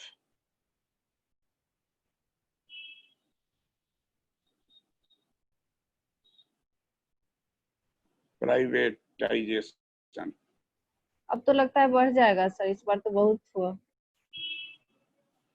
slow rate of privatisation, जो बेचने का जो काम हो रहा है, लेकिन धड़ाक से आपको बदलना होगा तबे होगा। रेलवे कर रहे हैं, रेलवे को जैसे तोड़िएगा तो अरबों खरबों रुपया जो है प्राइवेट सेक्टर का रेलवे में आ जाएगा और सारा चीज नया हो जाएगा। सब पुराना हो गया है और उसमें इन्वेस्ट करने का उतना ताकत नहीं है। वही हवाई जहाज का एयर इंडिया का हुआ, इंडियन एयरलाइंस का हुआ, अब नया हवाई जहाज खरीदने का पैसे नहीं है उतने। राफेल खरीदें क्या हवाई जहाज खरीदें, क्या खरीदें? Rafale sir. और इसलिए कहता है नेताजी की उसमें एक ही आदमी के बैठने का जगह का है, पूरा खानदाने बैठ के उड़ेगा उसमें लगता है। इतना कॉस्टली है, आदमी जी कम में सर। बैठेगा, सोचिए। तो slow rate of economic reform जो है और इसका कारण है कि अब स्ट्रॉन्ग गवर्नमेंट है, मिली जुली सरकार रहती थी तो उसमें कम्युनिस्ट पार्टी भी मेंबर रहता था। जी सर, बहुत दिक्कत करता था। तो शुरू में रहता था वो, अंतिम समय में सरकार को छोड़ देता था। जी 5 साल में 4.5 साल रहेगा और रोके रहेगा, और 6 महीना जब आ जाएगा इलेक्शन नजदीक है तो सरकार डरे ऐसे भी नहीं करेगी। कि प्राइवेटाइजेशन का सबसे बड़ा है अर्थ क्या है इसका, कि जो शेयर है सरकार का 100% उससे बेच दीजिए 49%, तो अभी सरकार मालिक रहेगी। और जो पैसा आवे उस पैसे से आप अपना पुराना ऋण चुकाइए या नया कोई डेवलपमेंट वर्क कीजिए। तो स्लो रेट ऑफ प्राइवेटाइजेशन। आज जैसे 49% का इन्वेस्टमेंट होगा तो इफिशियंसी बढ़ेगी, करप्शन घटेगा, काम करने के बारे में जिम्मेवारी बढ़ेगी, टालम टोल नहीं होगा और पता भी चल जाएगा। नीरव मोदी पकड़ाया तब लोग जाना, नहीं पकड़ाता तो जान पाता नहीं जान पाता। इस तरह का भीतरिया बहुत खेल होता है जिसके बारे में वही सब जानता है कि कैसे क्या करे। सर वो तो टेक्नोलॉजी का फॉल्ट था सर, स्विफ्ट वाला मैसेजिंग सिस्टम इंटरनेशनल व्यापार में इन लोग के पास हो ही नहीं था, एक्सेस ही नहीं कर पा रहा था। अरे भाई तो जो उसका हमारे यहाँ नाजायज टॉप फायदा पर उठा। है वो जान रहा है ना कि चीज है, वो थोड़ी सब जानता है सर। सब हाँ, जानता है कहाँ कमजोर है। आप देखिएगा बिहार में जो लोग रेल का डब्बा देगा एकदम पुराना, बैठिएगा तो लगेगा कि कपड़ा में खोंच लग जाए। तो पूरा उसको यूज कर लिया महाराष्ट्र में, उसके बाद यहाँ वहाँ नया डाला, यहाँ पुरनका दे दिया रंग के। तो ये सब होता है। तो स्लो रेट ऑफ प्राइवेटाइजेशन, अगर हमको लोगों को चाहिए कि हमको प्राइवेटाइजेशन सेकेंड स्टेज है, फर्स्ट स्टेज है लिबरलाइजेशन। तो लिबरलाइजेशन बहुत कुछ हो रहा है। प्रेजेंट गवर्नमेंट जो है 1500 कानून को वो बदल दिया है, खत्म कर दिया है, जो कि आर्थिक विकास से बाधक था। 1500 प्राइम मिनिस्टर का स्टेटमेंट है कई जगह, लेकिन कौन कौन एक्ट है ये अभी उजागर नहीं हुआ है। और जैसे एक आपको बताए थे जो सुनीता तुम पूछती थी उसके बारे में, क्या था? जी सर, क्या पूछी थी? वही रेलवे का ही था सर कि रेलवे का डब्बा जो है खाली रेलवे खरीद सकता है, जी, गवर्नमेंट का चाहे निजी बोगी क्षेत्र वाला। बोगी निर्माण करने का जो कंपनी है वो सरकार का है और सरकार से ही बेचेगा। अब कानून बदल दिया, प्राइवेट वाला नहीं खरीद। अब टाटा बिरला अंबानी सब का अपना अपना 150 गो रेलवे का बोगी है, जी जी, मालगाड़ी उसका अपना है, इंजन सरकार का है। तो इतना अरबों रुपया बच गया उसके बनाने में। दूसरा है कि कोई भी पानी वाला जहाज से सामान आता था तो सामान कहाँ उतरेगा, बिहार में कि महाराष्ट्र में? महाराष्ट्र में सर। बिहार में कहीं नहीं उतरेगा, लैंडलॉक्ड स्टेट है ना सर, ये है ही नहीं ड्राई पोर्ट बनाना पड़ेगा जो। ट्रांसपोर्ट। क्योंकि यहाँ समुंदर नहीं है। हाँ लैंडलॉक्ड स्टेट है वही। कल तो या आज शायद सर किसान ट्रेन चली है बिहार से लेके महाराष्ट्र तक। आज आज आज ही आज है, ही का देवलाली न्यूज़ है। देवलाली से दानापुर के लिए चला है। कहाँ से? देवलाली सर, महाराष्ट्र से दानापुर के लिए। दोनों डीए से है। हाँ जी सर, ये सब एगो आज ही तुकबंदी भी है, इस सरकार में जो है ना तुकबंदी खूब रहता है। दिल्ली दूरदर्शन डीडी, डीडीएल का मतलब क्या हुआ? DDL जे है सर, डीडीएल जे क्या कहते हैं इसको पूरा? दिलवाले दुल्हनिया ले जाएंगे। ये हो गया दानापुर से देवलाली है सर क्या तो महाराष्ट्र में। मोती देवलाली जगह है कहाँ पर है? हाँ, महाराष्ट्र में सर, नासिक से आ गया। नासिक के पास। महाराष्ट्र में। जी सर, हाँ नासिक के पास होगा तो हम लोग के लिए अच्छा हो गया। त्र्यंबकेश्वर वही है। त्र्यंबकेश्वर दर्शन कर सकते हैं सर। हाँ। हम तो ज्योतिर्लिंग का दर्शन कर लिए हुए हैं, इसलिए शांति से पढ़ा रहे हैं अपना चुपचाप बैठ के।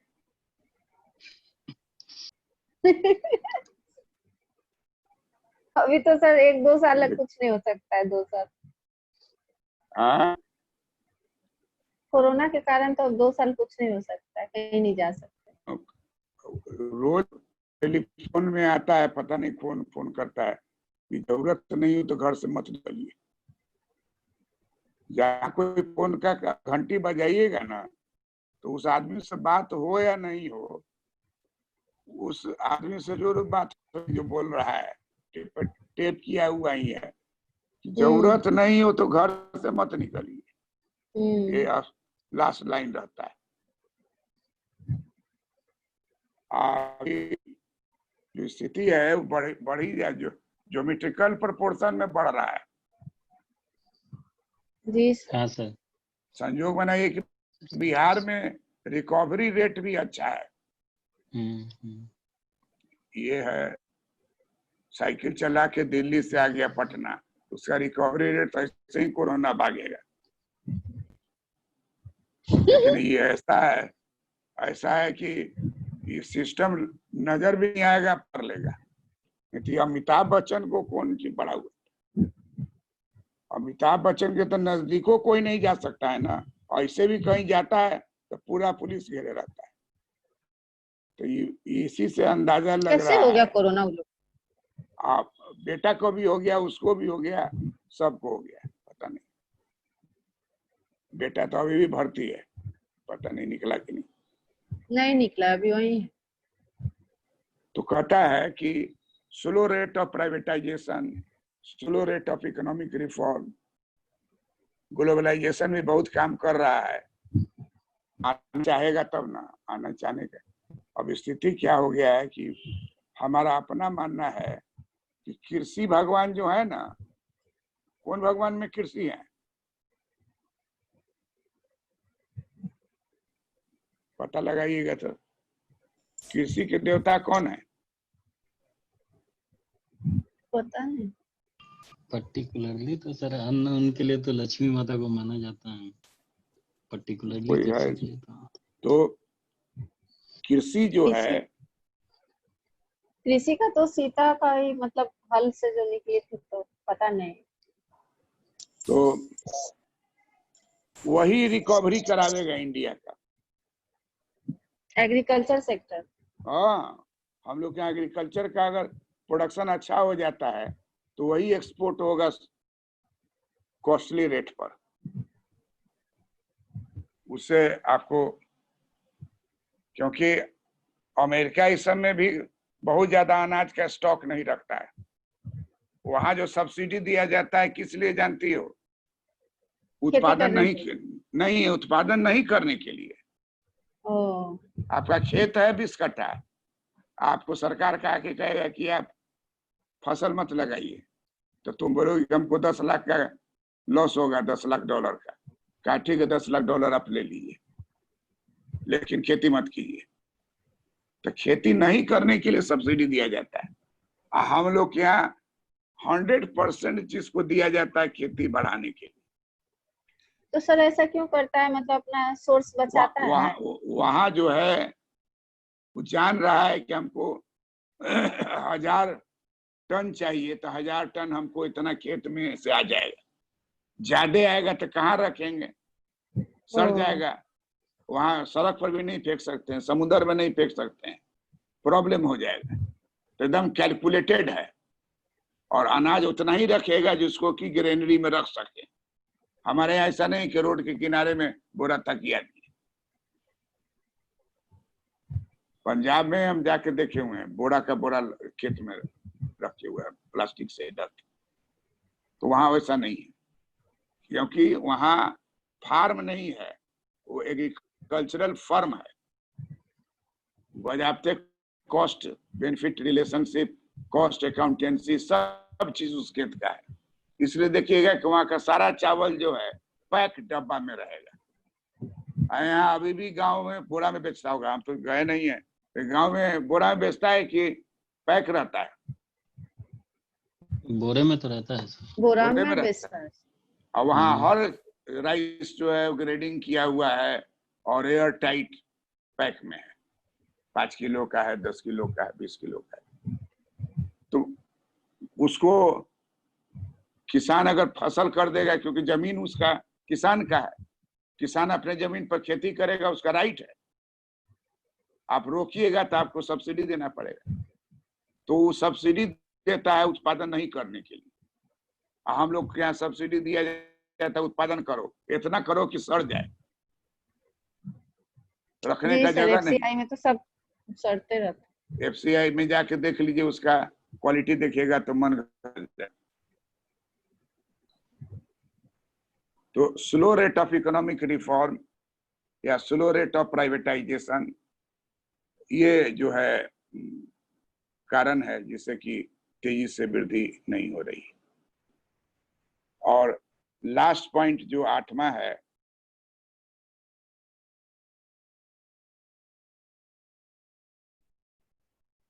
आठवां पॉइंट जो है उसका नाम है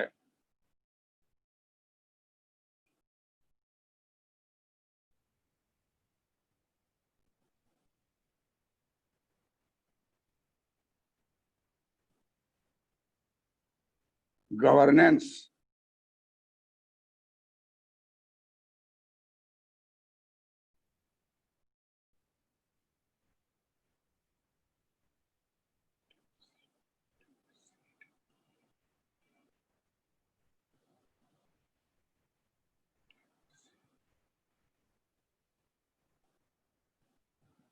गवर्नेंस डेफिसिट। अभी गवर्नेंस डेफिसिट क्या है कि गवर्नमेंट का जो काम काज है वो टाइम बाउंड नहीं है। आप कहीं अप्लाई कीजिए, बहुत ऐसा सुनने में आया है कि फॉर्म जमा करा लिया, पैसा भी उसमें 500 रुपए जमा करा लिया और उसका एग्जाम अभी तक नहीं हुआ है, और 1.5 साल 2 साल से रेलवे का कहाँ का बोलता रहता है। वो पैसा वहां उतना में कितना करोड़ रुपया उसको इंटरेस्ट आ जाएगा बैंक में। गवर्नेंस डेफिसिट का मतलब हुआ कि आप क्या कीजिए कि एक विदेशी लिफाफा खरीद लीजिए और उसमें किसी यूनिवर्सिटी में एक एप्लीकेशन डाल दीजिए, अमेरिका में, कनाडा में, यूनाइटेड किंगडम में, कि हम यहाँ एडमिशन लेना चाहते हैं, वहाँ का हमको डिटेल भेजिए, और डाल दीजिए। 15 दिन के बाद आपको जवाब आना शुरू हो जाएगा। 20 जगह डालिए, देखिएगा लगभग 20 जगह से आपको जवाब आ जाएगा कि आप जो चीज में आप खोज रहे हैं इसमें ये प्रोविजन है, ये फीस है, ये एग्जामिनेशन है, ये है, वो है। जाता है कि governance is found there. Governance deficit का मतलब हो गया कि सरकार को अप्लाई करते रहे, इस चीज के बारे में कोई रिप्लाई नहीं दे।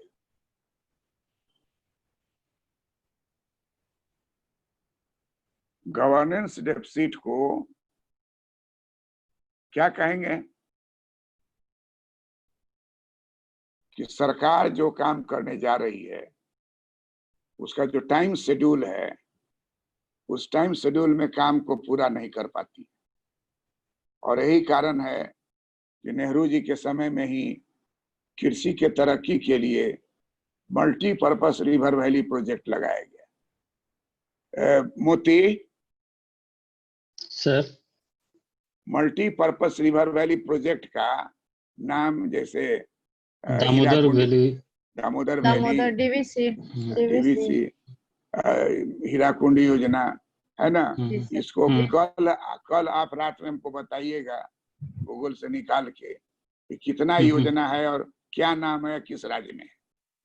ठीक है। सुनीता, तुम दोनों आदमी को ही हम होमवर्क दे रहे हैं, तो गवर्नेंस डेफिसिट का अपने पता चल जाएगा कि लटका हुआ है 20 बरस से केस चल रहा सर, अब रिसेंट में मंडल डैम भी था सर, झारखंड वाला, जिसपे काम हो रहा था, जिससे औरंगाबाद को भी फायदा हो रहा था, उधर पलामू वगैरह भी फायदेमंद हो रहा था।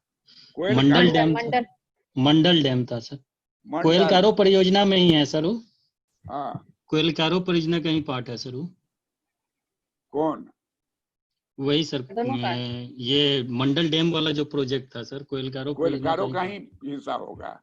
जी सर, हमको लग रहा है कि हम उधर देवघर के आसपास से ही देवघर साइड से गए थे कोई भीतर में, तो वहाँ रास्ते में देखे कि एक प्रोजेक्ट था पूरा, वो लग रहा है कि उधर से आ रहा है पानी। सर है सर, वो मैथन में है और एक पंचायत में है। अच्छा, वो डीवीसी का ही है सर वो। तो गवर्नेंस डेफिसिट का मतलब हो गया कि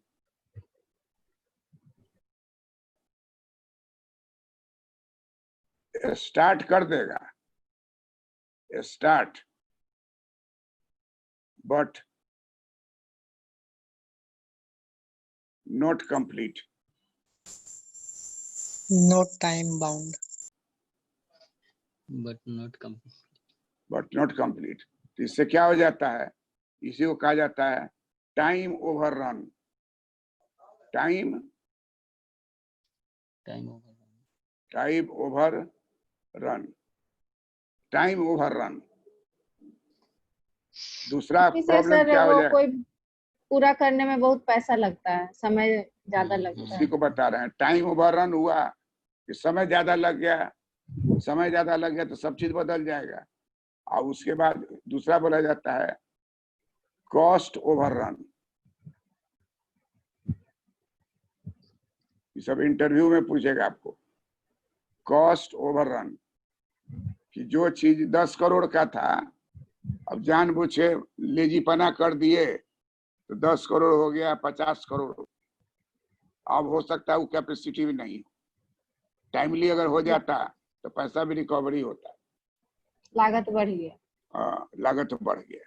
अब हो गया कि भाई लागत बढ़ गया, हम क्या कर सकते हैं, जितना छोड़िएगा।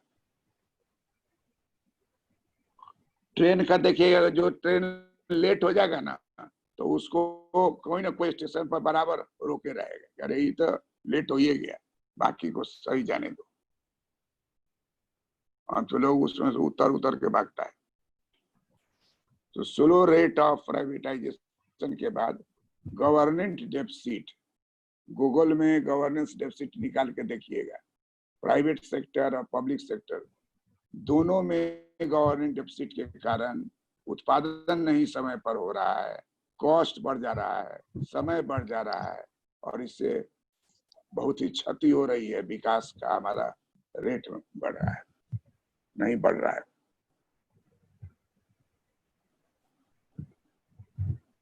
और एक वो और जोड़ दीजिए,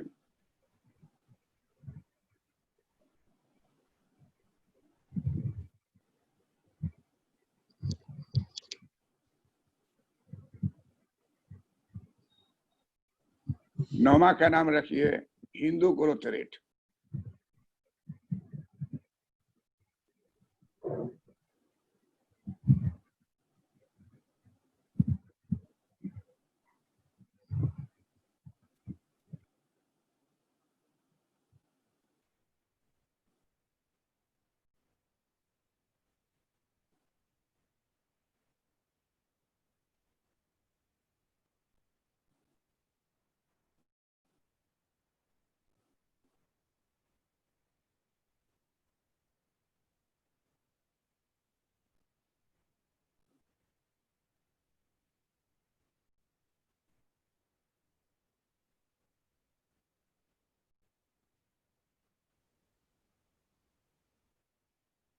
Hindu growth rate,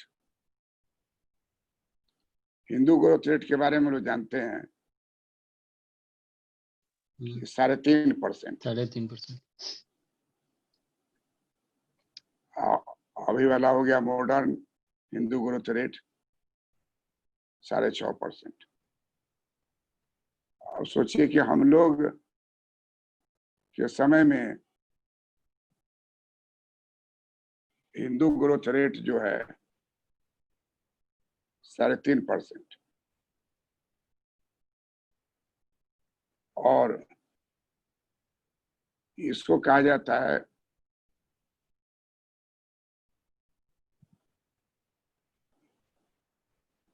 modified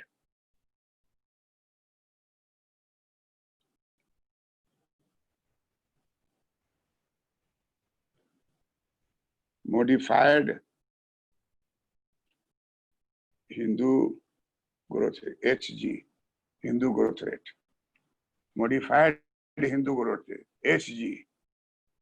Hindu growth rate को क्या कहते हैं, HG, हिंदू ग्रोथ रेट। तो 3.5%, और इसको देने वाले का नाम क्या है, Rajkrishna.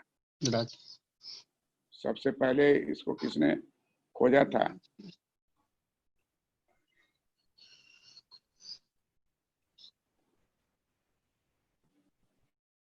Rajkrishna.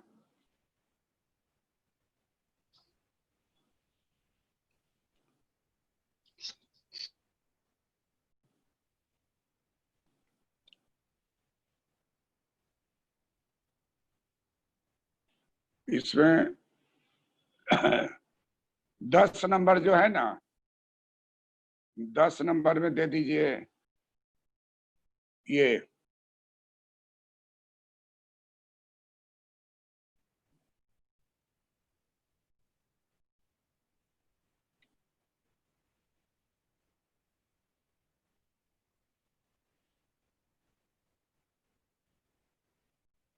Poor infrastructure.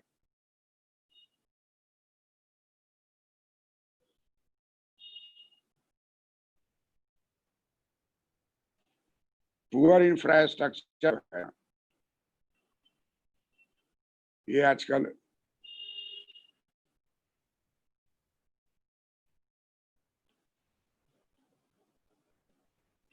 Main problem हो गया है।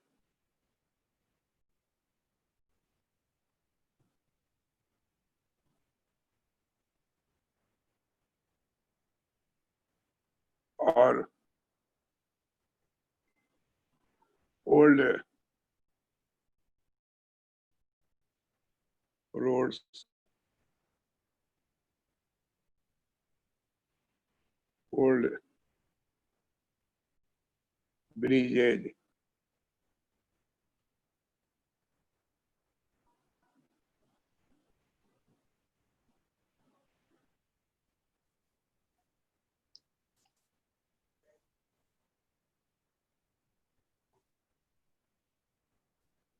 लिमिटेड रेलवे कनेक्टिविटी लिख सकते हैं सर।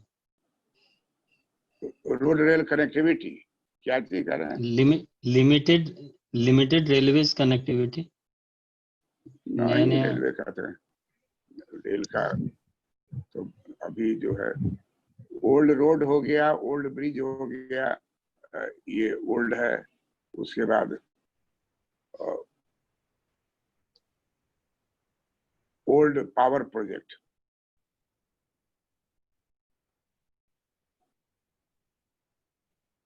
पावर प्रोजेक्ट जो है ओल्ड पावर प्रोजेक्ट।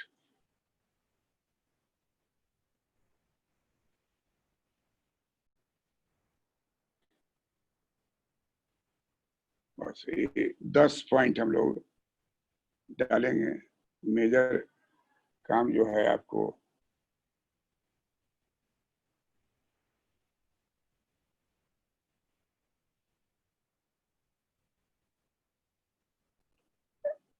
कल का होमवर्क है कि 10 पॉइंट जो है आपको 2-3 मिनट में बोलना है हर आदमी को। ठीक है, अपना बांट लीजिए। 10 को पॉइंट है ना, अपना में बांट लीजिए कि कौन 3 पॉइंट बोलिएगा। 3-3 पॉइंट हर आदमी बोलिए। जी 2 मिनट 3 मिनट टाइम। कल जो है सुबह का क्लास नहीं होगा, वो सेमिनार है, उसमें जाना है। रात का जी क्लास सर। होगा। ओके, आप सब आदमी है ना, कोई एब्सेंट नहीं ना है? No sir. हाँ, मैसेज कर देंगे उसमें। मैसेज कर दो। कल का क्लास नहीं होगा, सर जो है सेमिनार में जा रहे हैं। ओके, एन कॉलेज ना सर? ND college Samastipur. ठीक है, ओके। ओके, एंड नाम ऑफ से गुड नाइट। प्रणाम सर। नाम सर।